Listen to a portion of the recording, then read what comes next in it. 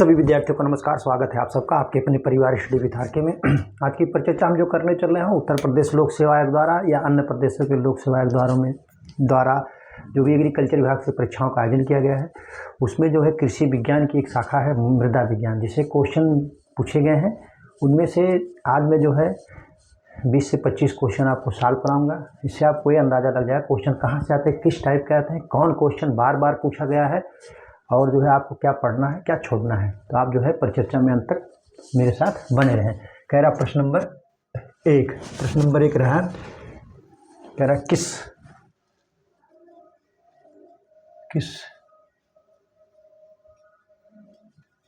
मृत्तिका, क्या कह रहा है, किस मृत्तिका खनिज में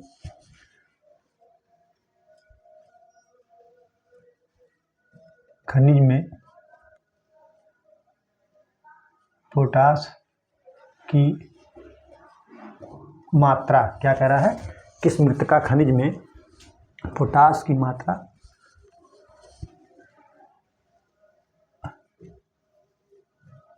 अधिक होती है, या कहेगा किस मृत्तिका खनिज में पोटास की अधिकता होती है या पोटास की मात्रा अधिक होती है या पोटास की अधिकता होती है।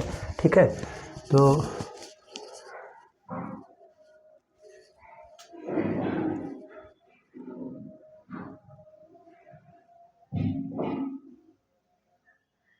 कह रहा है chlorite, option A chlorite, B कह रहा है, बी क्या कह रहा है, मांट मोरिलो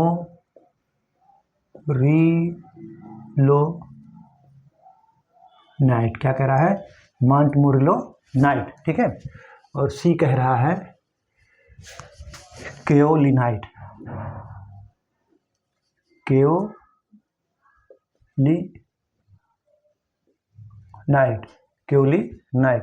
डी कह रहा है इलाइट, क्या कह रहा है,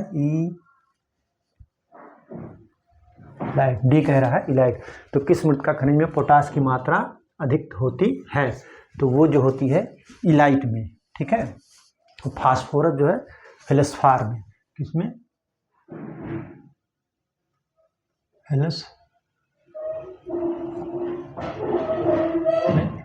फास्फोरस, क्या होता है, फास्फोरस, फेल्सपार में फास्फोरस। आप दोनों पूछता है, अक्सर पूछा जाता है। इलाइट में जो है पोटास की मात्रा सर्वाधिक होती है।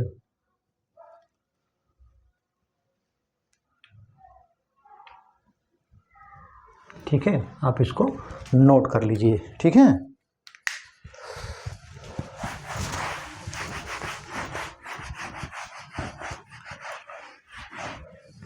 क्वेश्चन नंबर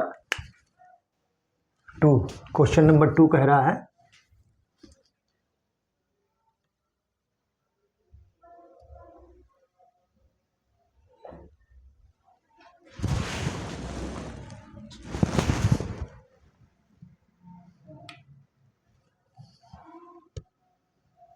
किस मृदा में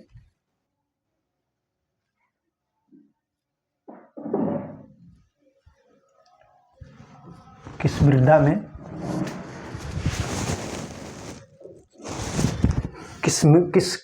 मृदा में धनायन विनिमय क्षमता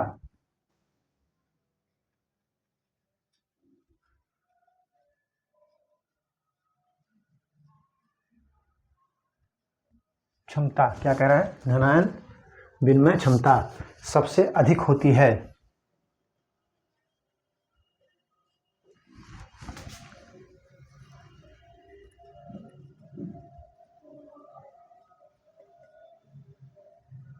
सबसे अधिक होती है, तो वो कौन सी है, कह रहा ऑप्शन ए दोमट,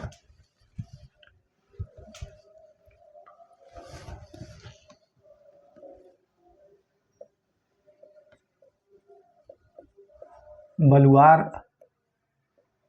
दोमट,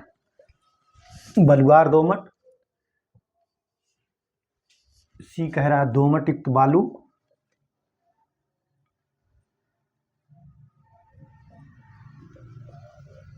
दोमट युक्त बालू, और डी कह रहा है जो है मटियार दोमट। क्या कह रहा है? मटियार दोमट।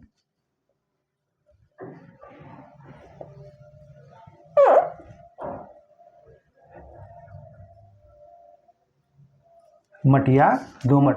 तो किस मृदा में धनायन विनिमय क्षमता सबसे अधिक होती है? तो वो होती है मटियार दोमट में। किस में होती है? मटियार दोमट में जो है सबसे अधिक होती है।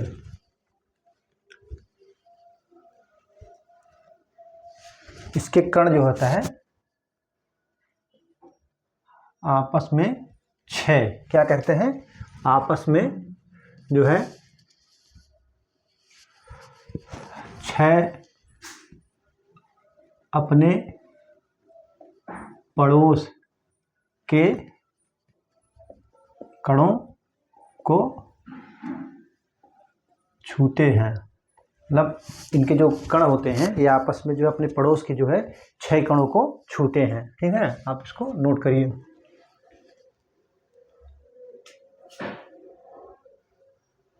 इनमें जो है रंध्रावकाश जो होता है, रंध्रावकाश कम पाया जाता है। इसमें मटियार दोमट में रंध्रावकाश कम पाया जाता है, जिससे कारण जो है इनमें पानी होल्डिंग कैपेसिटी माने क्षमता रोकने की ज़्यादा होती है। क्या होती है?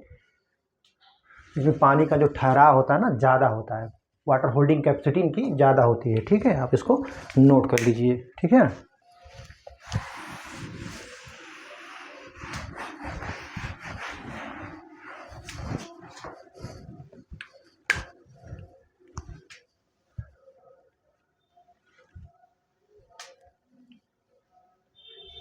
अगला क्वेश्चन कह रहा है कि जो है इनमें से कौन सी क्रिया मृदा कटाव नहीं करती है? कह रहा है इनमें से कौन सी क्रिया मृदा कटाव नहीं करती है। ठीक है, कह रहा है ऑप्शन ए पशुओं की चराई, कहीं कहीं दे देगा पशुओं द्वारा, तो एक ही चीज है। बी वनों का विनाश। सी झूमिंग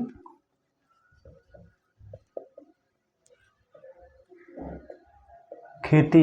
डी क्या कह रहा है? वनों की खेती। और डी कह रहा है सोड कल्चर। क्या कह रहा है? सोड कल्चर। ठीक है, सोड कल्चर। इनमें से कौन सी क्रिया वनों कटाव नहीं करती है? तो पशुओं की चराई करती है, क्योंकि उनके खुरों से जो है मिट्टियाँ कटती हैं, वनों का विनाश करता है। झूमिंग खेती आप जान ही रहे हैं कि उसको वनों को काट करके इसकी खेती की जाती है। झूमिंग खेती क्या करते हैं? वनों को काट के जला करके करते हैं। उसके बाद जब इसकी फर्टिलिटी खत्म हो जाती है उस स्थान की, तो दूसरी जगह छोड़ के चले जाते हैं। ये भी करती है, मतलब मृदा कटाव का कारण बनती है। सोड कल्चर जो है आपका क्वेश्चन सही है। ठीक है,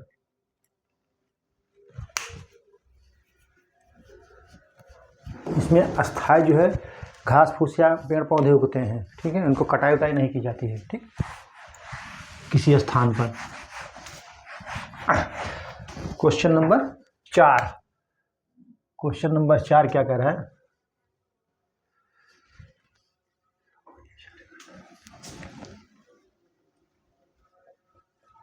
लवणीय क्षारीय। क्या कह रहा है? लवणीय क्षारीय मृदाएं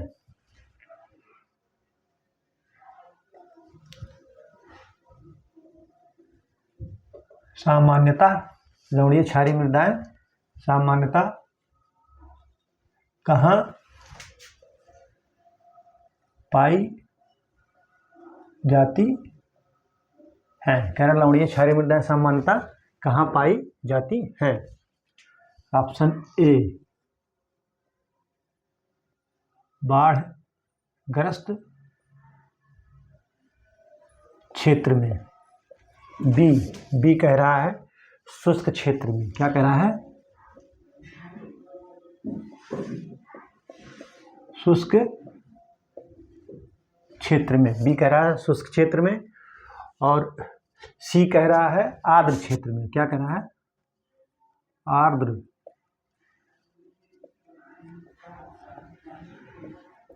क्षेत्र में। डी कह रहा है ठंडे क्षेत्र में। ठीक है, लवणीय क्षारीय मृदाएं सामान्यतः कहाँ पाई जाती हैं? तो वो पाई जाती हैं कहाँ पर? आर्द्र क्षेत्र में।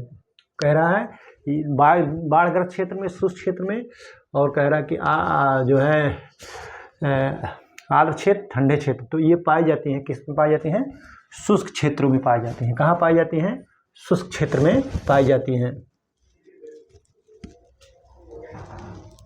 शुष्क क्षेत्र में होता है कि वाष्पोत्सर्जन की क्रिया होती है तो जल निकलता रहता है, और जो मृदा के जो लवण होते हैं वो आकर के भूमि की सतह पर जम जाते हैं। तो इसलिए जो है शुष्क क्षेत्रों में जो है ये पाई जाती है। ठीक है, जो घवनशील लवण होते हैं मृदा की सतह में वो छूट जाते हैं, वाष्प के साथ तो जाते नहीं हैं। जैसे मान लीजिए ये है, ये मृदा की सतह है, यहाँ से पानी का जो है वाष्प हो रहा है, पानी का वाष्पोत्सर्जन द्वारा हो रहा है। ठीक है, तो यहाँ से उसी जल के साथ जो है वो लवण, घुलनशील जो लवण होते हैं वो आते रहते हैं, लेकिन यहाँ करके वो जम जाते हैं। तो इसलिए जो है लवण ये शुष्क क्षेत्रों में होता है। ठीक है, आप इसको नोट कर लीजिए। ठीक है,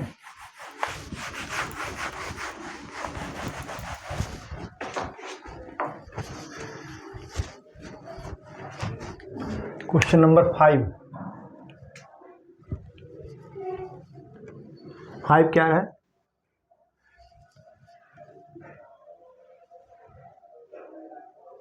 पीएसबी द्वारा मृदा की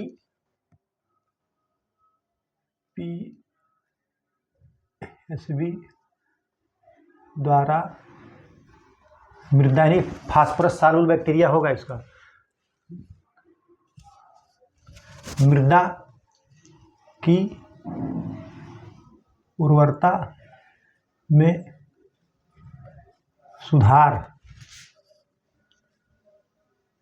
कैसे होता है? कह रहा फास्फोरस सालुल बैक्टीरिया द्वारा मृदा की उर्वरता में सुधार कैसे होता है?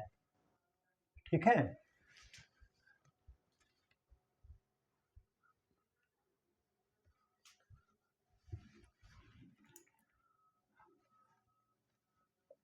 वातावरण से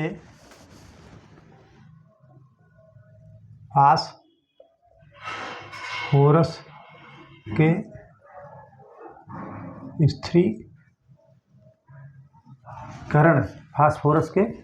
स्थिरीकरण द्वारा। ठीक है, कह रहा है वातावरण से फास्फोरस के स्थिरीकरण द्वारा। फिर कह रहा है मृदा में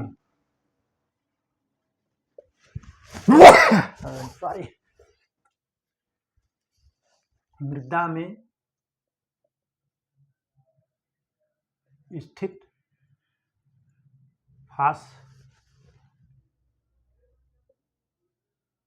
फास्फोरस की उपलब्धता को क्या करता है? को बढ़ाता है। सी कह रहा है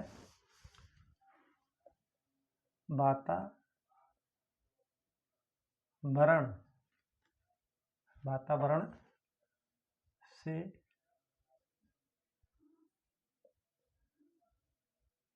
नाइट्रोजन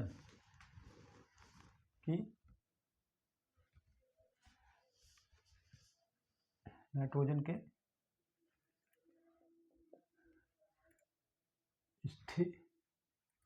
स्थिरीकरण द्वारा। डी क्या कह रहा है? इनमें से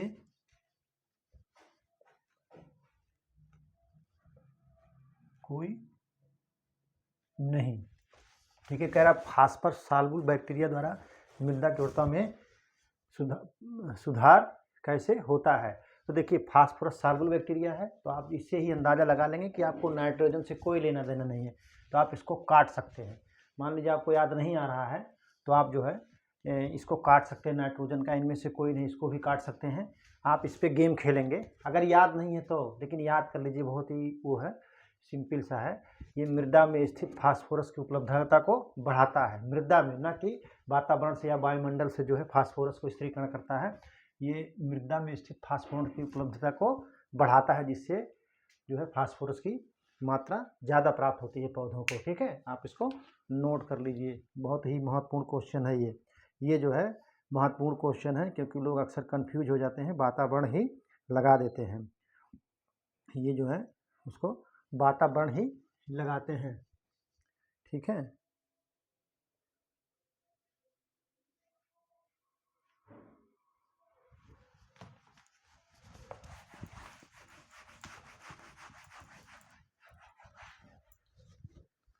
क्वेश्चन नंबर 6 क्या कह रहा है? कह रहा है कृषि के लिए कौन सी पीएच की मृदा सबसे उपयुक्त होती है? तो 6 से 7 इस तरीके से है, तो 6 से 7 होगी।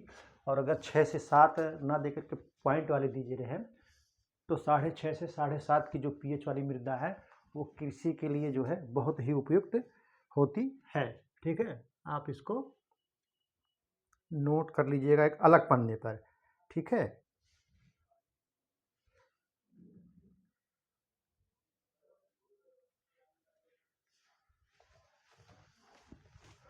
अगला क्वेश्चन कह रहा है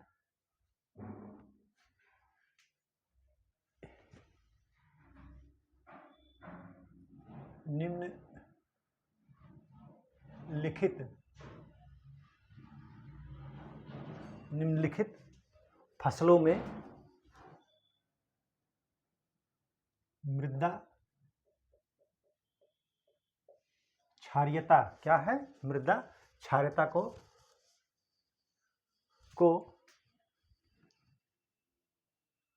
कौन सर्वाधिक कम करती है? कौन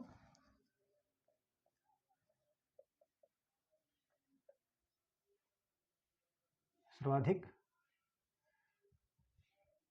कम करती है? ठीक है, कौन सर्वाधिक कम करती है? ऑप्शन ए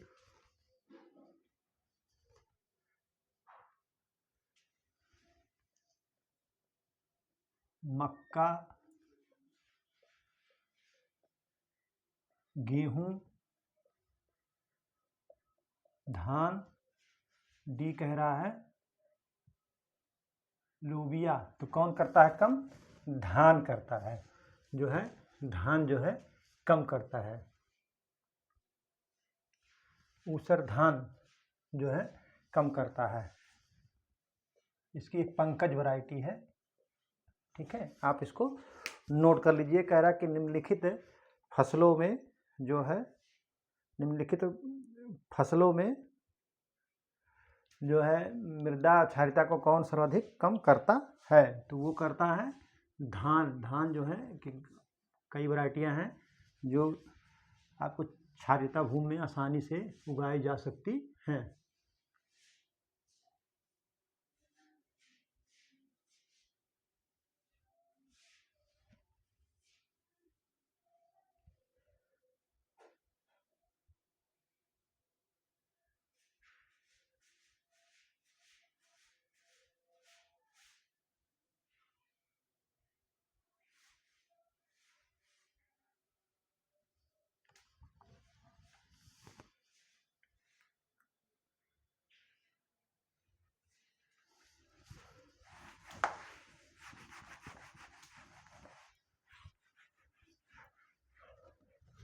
क्वेश्चन नंबर 7 कह रहा है पलवारनी, इसको मल्च बोलते हैं। क्या बोलते हैं? मल्च के रूप में क्या कह रहा है? पलवार या मल्च के रूप में भूसा के उपयोग से मृदा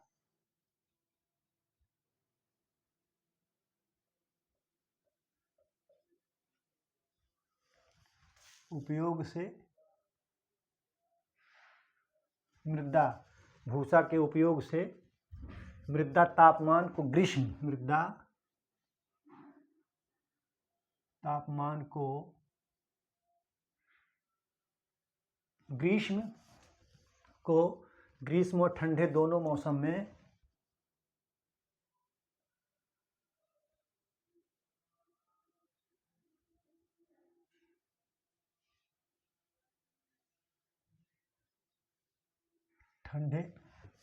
ग्रीष्म और ठंडे दोनों मौसम में नियंत्रित किया जा सकता है। नियंत्रित कैसे नियंत्रित किया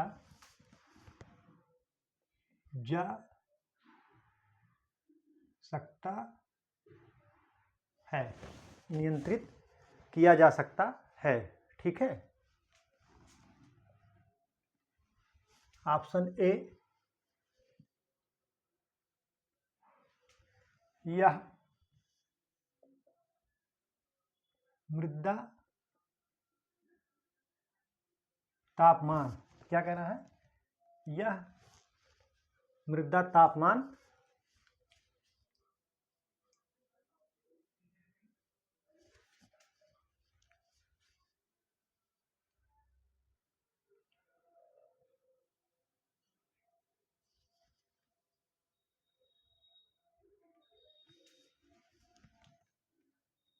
कम करता है। ऑप्शन बी क्या कह रहा है,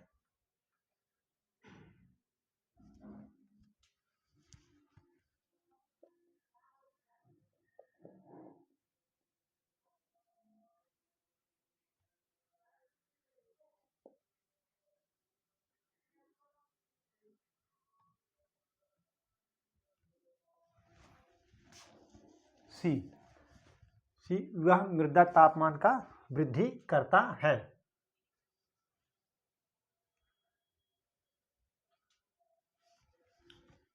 सी क्या कह रहा है, सी कह रहा है यह अवरोधी, क्या है, अवरोधी प्रभाव प्रदान करता है।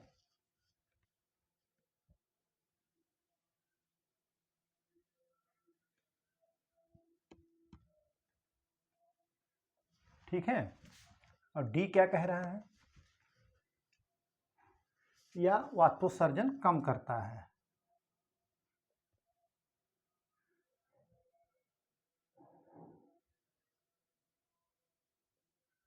कम करता है। ठीक है। पलवार के या मल्च के रूप में भूसा के उपयोग से मृदा तापमान को ग्रीष्म और ठंडे दोनों मौसम में कैसे नियंत्रित किया जा सकता है। तो ये कह रहा है, या आप 4 ऑप्शन है, आप इसको लिख लीजिए।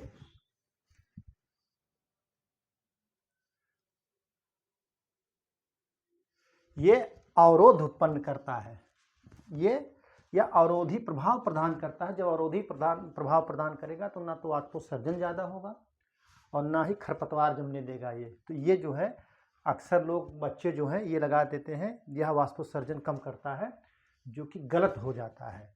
ये नियंत्रित पूछ रहा है। ठीक है। ठंडे व ग्रीष्म और ठंडे दोनों मौसम में, तो यह अवरोधी प्रभाव प्रदान करता है। आप इसको नोट कर लीजिए। ये बहुत ही है, क्योंकि आप लोग जो है अक्सर लगा देंगे, जो है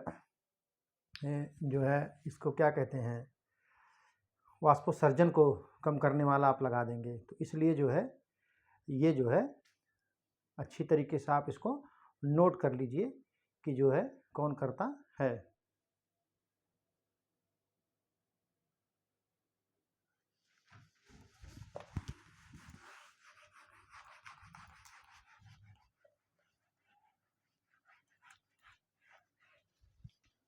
क्वेश्चन नंबर 8, क्वेश्चन नंबर 8 क्या कह रहा है,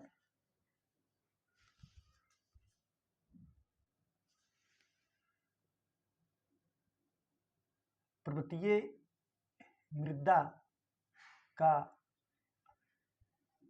निर्माण किससे हुआ है,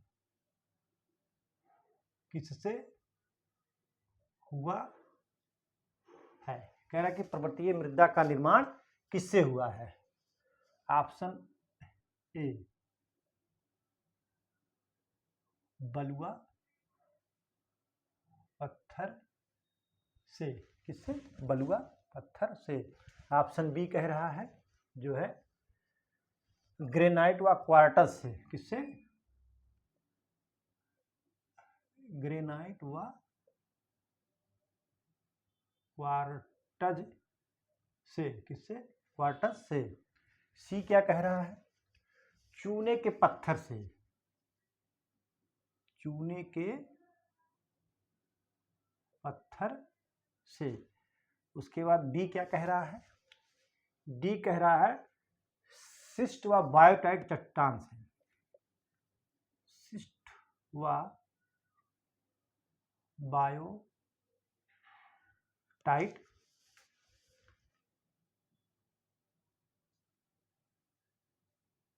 चट्टान से। ठीक है, तो क्वेश्चन ये कह रहा है कि जो पर्वतीय मृदा है उसका निर्माण जो है किससे हुआ है।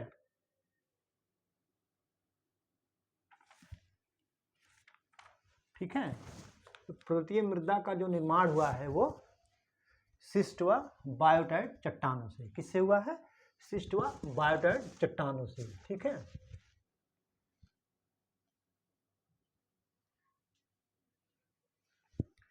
चूने से तो हो ही नहीं सकता है, क्योंकि आपने पीछे पढ़ा है, आप पढ़े होंगे कि पर्वतीय मृदा जो है अम्लीय होती है, तो जब चूने से बना होगा तो अम्लीय रहेगा ही नहीं।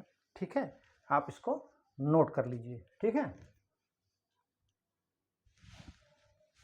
देखिए जहां वर्षा, एक आप नोट कर लीजिए, जहां वर्षा अधिक होगी वहां मृदा जो है अम्लीय होगी।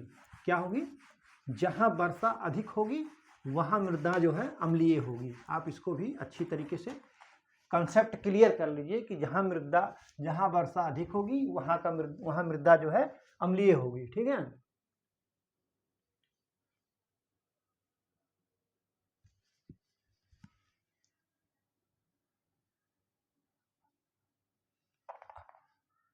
अम्लीय भूमि के लिए कौन सी, क्या कह रहा है, अम्लीय भूमि के लिए कौन सी उर्वरक संस्तुत की जाती है। कह रहा है कि अम्लीय भूमि के लिए कौन सी उर्वरक की संतुष्टि की जाती है। ठीक है, ऑप्शन ए कह रहा है urea, B sodium nitrate, sodium nitrate, B C ammonium sulphate, D कह रहा है अमोनियम क्लोराइड। ठीक है, तो कह रहा है कि अम्लीय भूमि के लिए कौन सी उर्वरक का संतुष्ट की जाती है, तो वो सोडियम नाइट्रेट की जाती है। कौन की जाती है, सोडियम नाइट्रेट की जाती है। अब इस क्यों की जाती है, क्योंकि यह जो है सोडियम नाइट्रेट क्यों की जाती है, क्योंकि यह क्षारीय उर्वरक है, 16% नाइट्रोजन मिलता है, और इसको चिलियन नाइट्रेट कहते हैं। क्या कहते हैं इसको, इसे चिलियन नाइट्रेट कहते हैं। इसे आप इसको याद कर लीजिए, चिलियन नाइट्रेट कहते हैं। क्यों कहते हैं कि चिली में जो है नाइट्रेट जो है ये ज़्यादा मिलता है। क्या मिलता है? सोडियम नाइट्रेट चिली में ज़्यादा मिलता है। ठीक है, तो आप इसको चिली एक देश है, साउथ है अमेरिका महाद्वीप में, दक्षिण अमेरिका महाद्वीप में एक देश है। ठीक है, आप इसको नोट कर लीजिए। ठीक,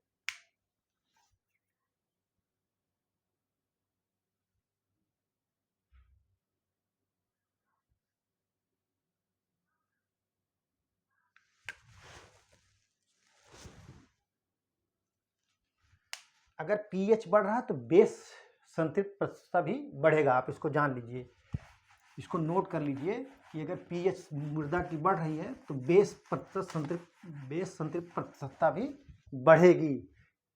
ठीक है,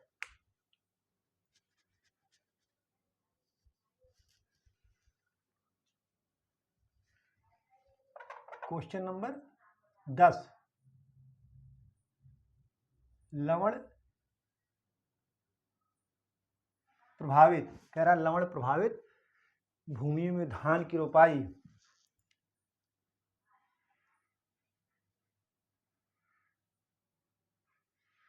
धान की रोपाई, क्या कह रहा है? धान की रोपाई के लिए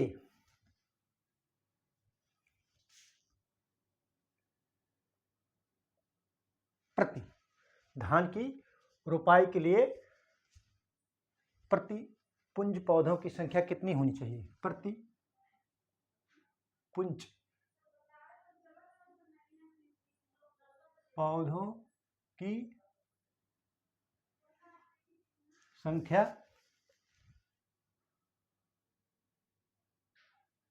कितनी होनी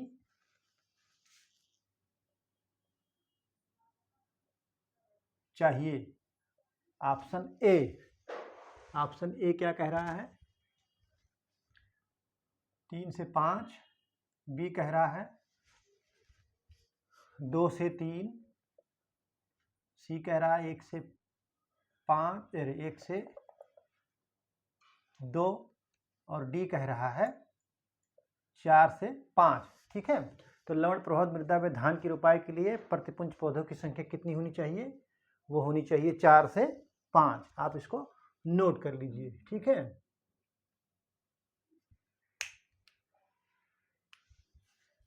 और 30 दिन से तो पौधा कम होना ही नहीं चाहिए। 30 दिन से रोपाई के लिए जो होता है 30 दिन से कम नहीं होना चाहिए, ज़्यादा ही होना चाहिए। ठीक है, अब देखिए ढैंचा का प्रयोग पूछ रहा है, आप इसको भी अच्छी तरीके से पढ़ लीजिएगा। क्वेश्चन नंबर 11, ऊसर भूमि में हरी खाद के लिए, क्या कह रहा है? ऊसर भूमि में हरी खाद के लिए प्रति हेक्टेयर ढैंचा की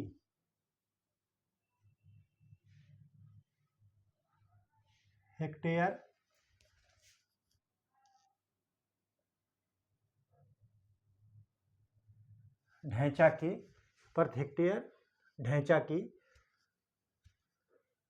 बीज दर क्या होती है, या पूछ लेगा संस्तुति है। ऑप्शन ए, क्या होती है? बीज दर जो होती है वो क्या होती है?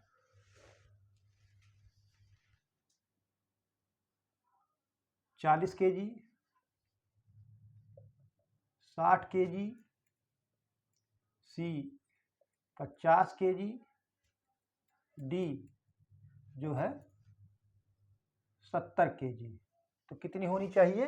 वो होनी चाहिए 40 kg। 40 kg पर हेक्टेयर जो है ढैंचा की होनी चाहिए। ठीक है,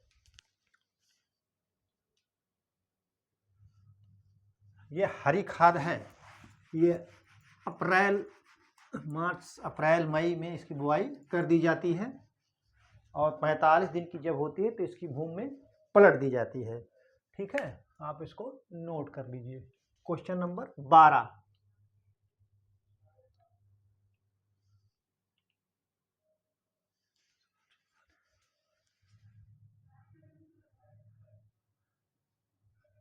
समुच्च बांध निम्न, क्या करें है, समुच्च बांध निम्न में से किसे कम कर देती है। कह रहा है कि समुच्च बांध निम्न में से किसे कम कर देती है। ऑप्शन ए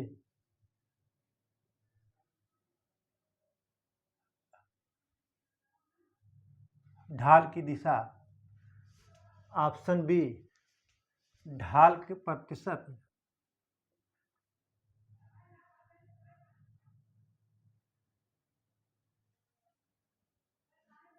सी ढाल की दिशा, ढाल की प्रतिशत, ढाल की लंबाई।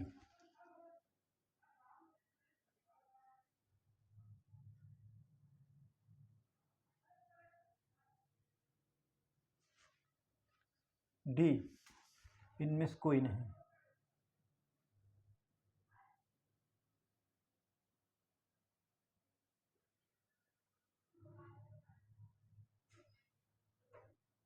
इनमें से कोई नहीं। तो कह रहा समुच्च बांध निम्न से किसे कम कर देता है, तो वो कम करता है, किसे कम करता है, ढाल की लंबाई को कम करता है। ठीक है, आप इसको नोट कर लीजिए। ठीक है,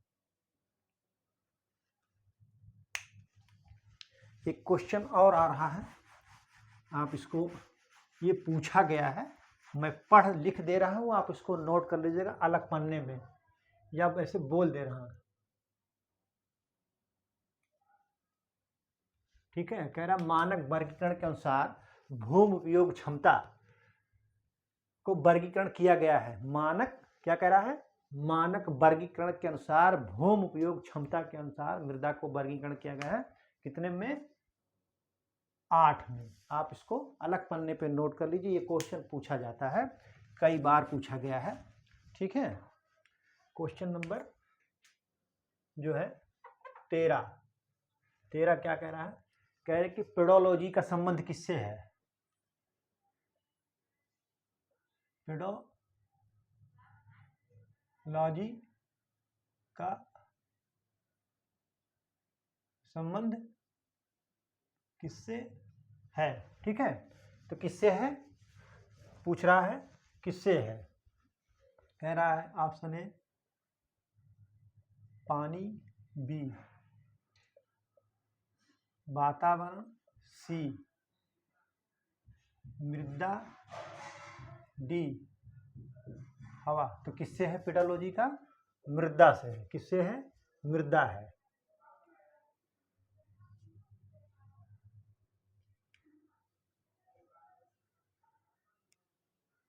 इसका संबंध किससे है, उत्पत्ति, वर्गीकरण,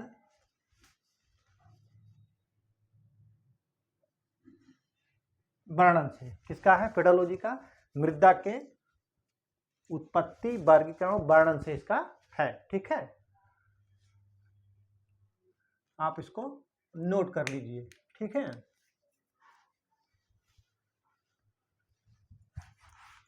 एक एडोफोलॉजी होता है, जो पेडोलॉजी का उत्पत्ति, वर्गीकरण, वर्णन से, और एडोफोलॉजी का जो है मृदा की उत्पादकता से। आप इसको नोट कर लीजिए कि पेडोलॉजी क्या है, एडोफोलॉजी क्या है। ठीक,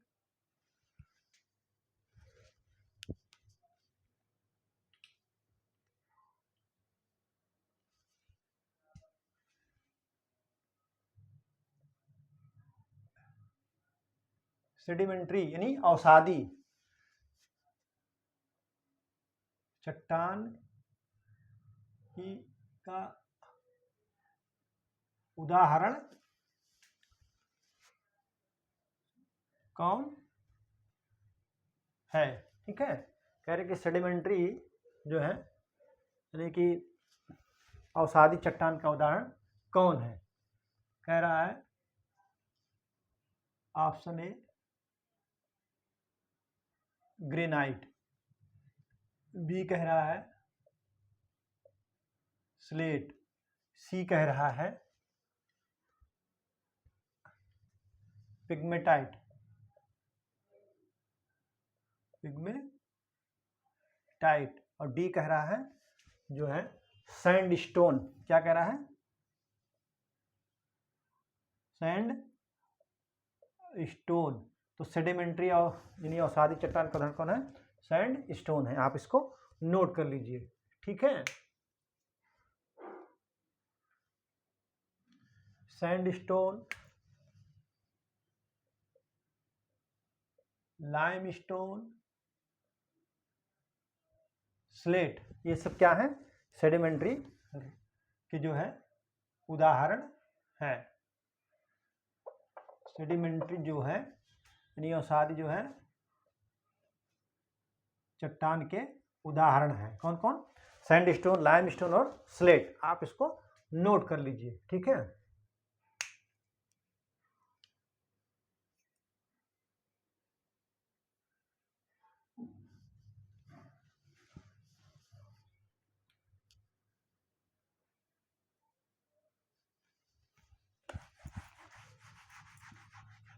क्वेश्चन नंबर 15 कह रहा है, क्या कह रहा है कि जो है मृदा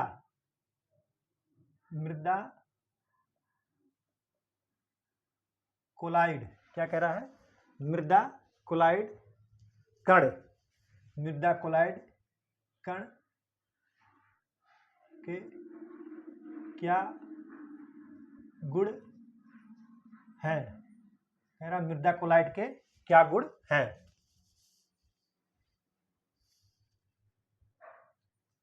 ऑप्शन ए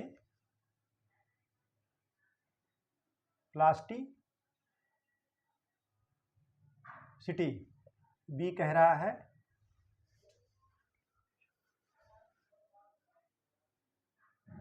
फ्लोकुलेशन। क्या कह रहा है? फ्लोकुलेशन। सी कह रहा है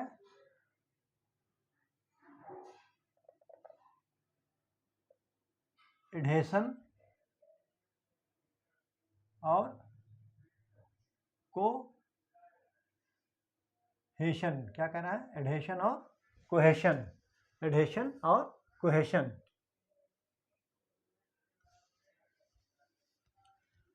डी कह रहा है उपर्युक्त सभी।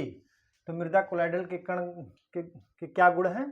तो उपरोक्त सभी है। प्लास्टिसिटी भी है, फ्लोकुलेशन भी है, एडहेशन और कोहेशन भी है।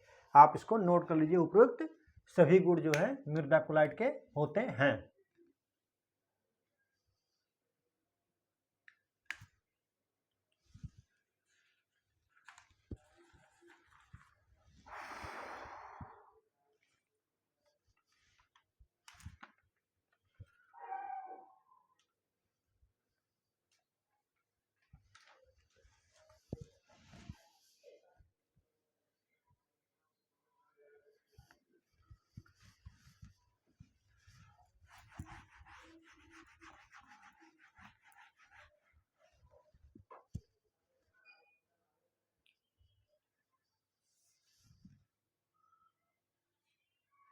मृदा टेक्सचर। क्या कह रहा है? टेक्सचर माने बनावट। मृदा टेक्सचर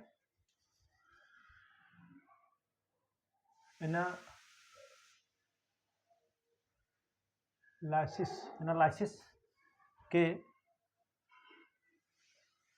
लिए कितना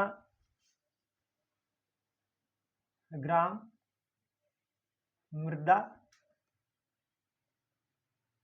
लिया जाता है? कह रहा है कि मृदा टेक्सचर एनालिसिस के लिए कितने ग्राम मृदा लिया जाता है? ऑप्शन ए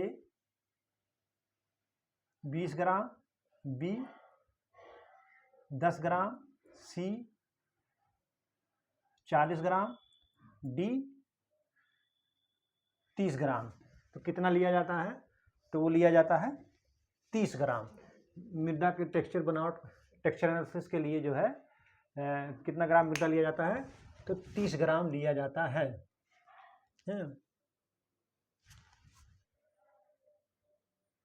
आप इसको नोट कर लीजिए, फिर हम आपको आगे बताते हैं, ठीक है।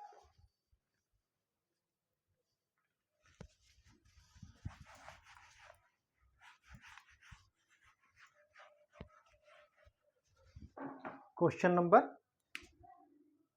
17, क्वेश्चन नंबर 17 क्या कह रहा है?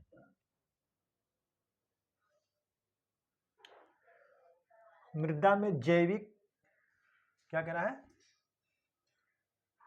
मृदा में जैविक, क्या है? जैविक कार्बन, मृदा में जैविक कार्बन को किससे गुणा करने पर, को किससे गुणा करने पर मृदा में जैविक कार्बन को किससे गुणा करने पर जैविक तत्व निकाला जाता है, पर गुणा करने पर जैविक तत्व निकाला जाता है, ठीक है। मृदा में जैविक कार्बन को किससे गुणा करने पर जैविक तत्व निकाला जाता है? ऑप्शन ए क्या कह रहा है? 1.82, 1.72, 1.92 और डी क्या कह रहा है? 2। तो किससे गुणा करेंगे?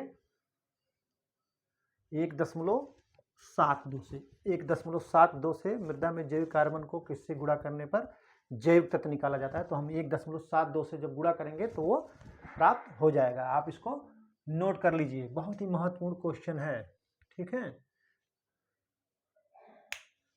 जैविक तत्व निकाला जाता है, आप इसको नोट कर लीजिए, ठीक है। क्वेश्चन नंबर 18, क्वेश्चन नंबर 18 क्या कह रहा है? मृदा में बालू, मृदा में बालू, सिल्ट तथा क्ले,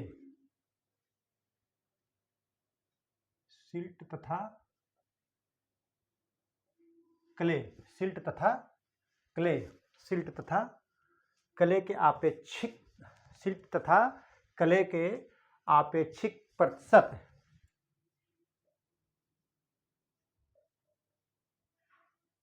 आपेक्षिक प्रतिशत, क्या करना? आपेक्षिक प्रतिशत को क्या कहते हैं? क्या कहते हैं, ठीक है। ऑप्शन ए, ऑप्शन ए क्या कह रहा है? मृदा संगठन, मृदा संगठन, क्या कहते हैं? मृदा संगठन, मृदा संगठन। बी मृदा संरचना, सी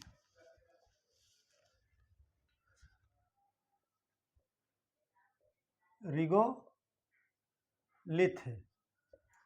रिगोलिथ। डी मृदा गठन, मृदा गठन।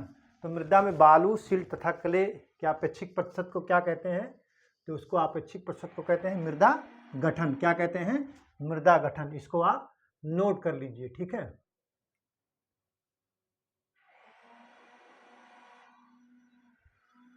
इसको मृदा गठन होता है, तो आपको मैं लिख दे रहा हूं, मृदा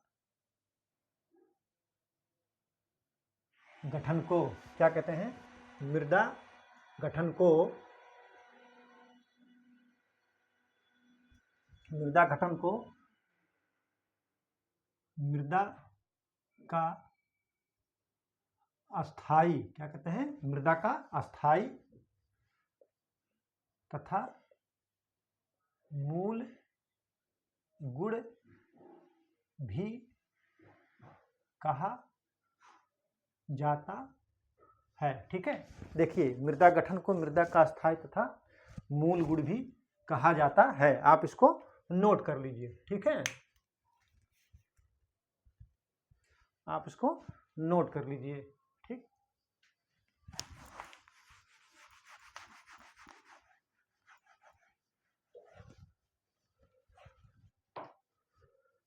क्वेश्चन नंबर 19, उस्रीली क्षारीय भूमि का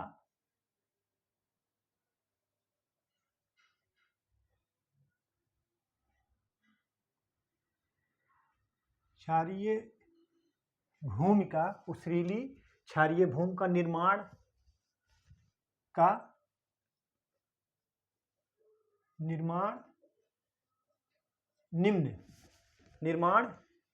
निम्न में से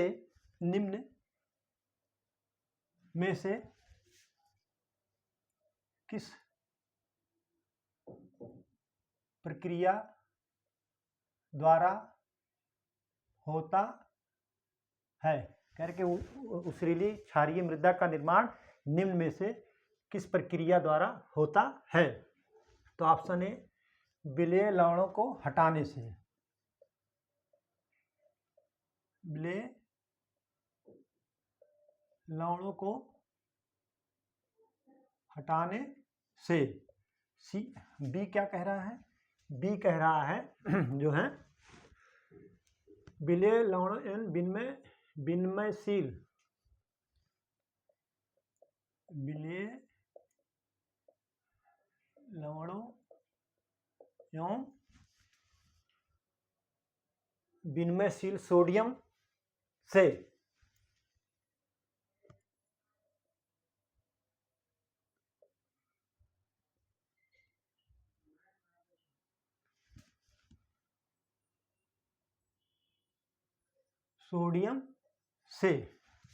सी कह रहा है विलेय लवणों के एकत्र होने से, विलेय लवणों के एकत्र होने से। ठीक, और डी क्या कह रहा है,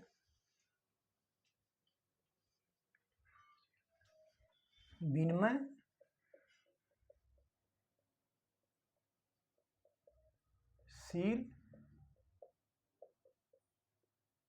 सोडियम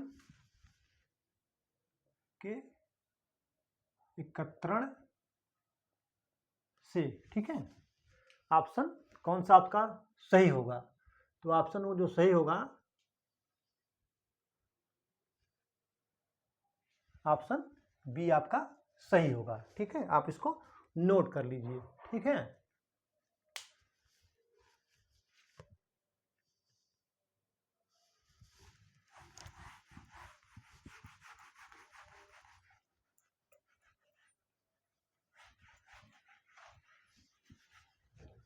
क्वेश्चन 20, क्वेश्चन नंबर 20, मृदा संसार में, देखिए मृदा ऐसे ही क्वेश्चन में बनाया है, मृदा संसार में क्या कह रहा है, मृदा संसार में लाल और पीला रंग, लाल और पीला रंग प्रायः, लाल और पीला रंग प्रायः किसका सूचक होता है। ठीक है, कह रहा है मृदा संसार में लाल और पीला रंग प्रायः किसका सूचक होता है। कह रहा चूने और जिप्सम का उच्च प्रतिशत, चूने और जिप्सम का, चूने और जिप्सम का उच्च प्रतिशत। बी क्या कह रहा है? बी कह रहा है कार्बनिक पदार्थों की कमी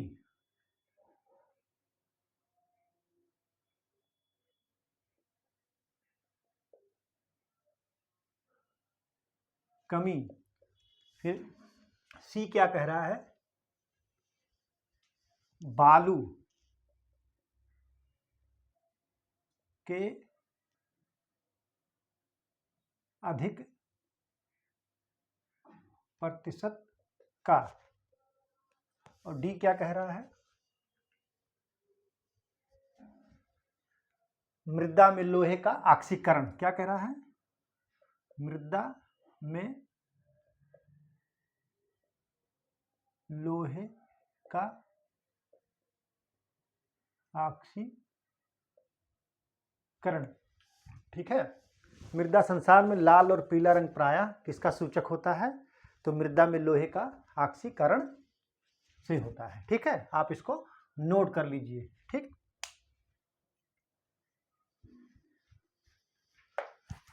एक क्वेश्चन आप नोट कर लीजिए, हम लिखाएंगे नहीं आपको।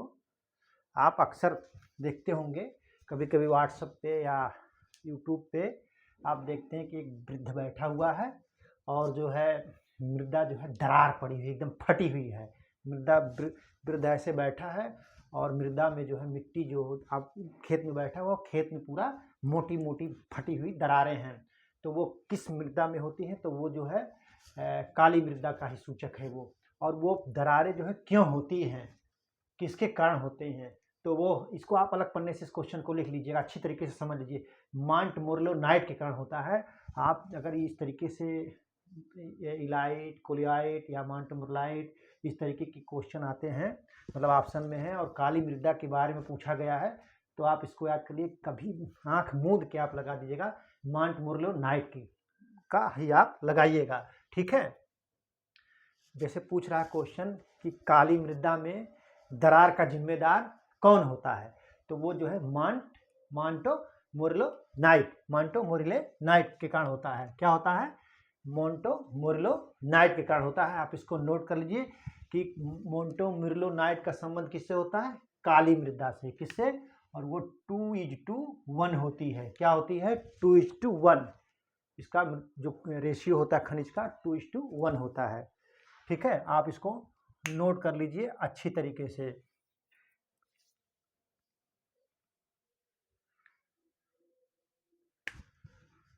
लाल गार्डन लैंड किसको कहते हैं? तो लाल मृदा को जो है गार्डन लैंड कहते हैं। क्या कहते हैं? लाल मृदा को गार्डन लैंड भी कहते हैं। आप इसको नोट कर लीजिए।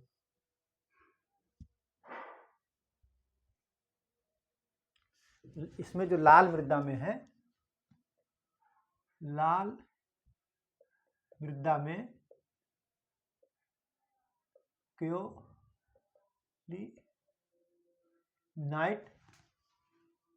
की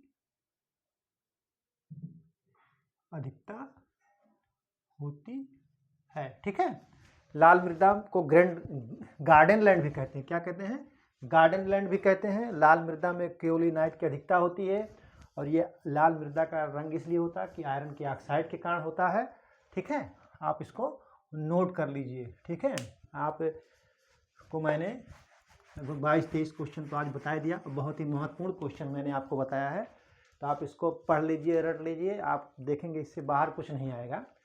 तो आज की परिचर्चा यहीं पर समाप्त की जाती है। परिचर्चा बने रहने के लिए बहुत बहुत धन्यवाद। Thank you so much.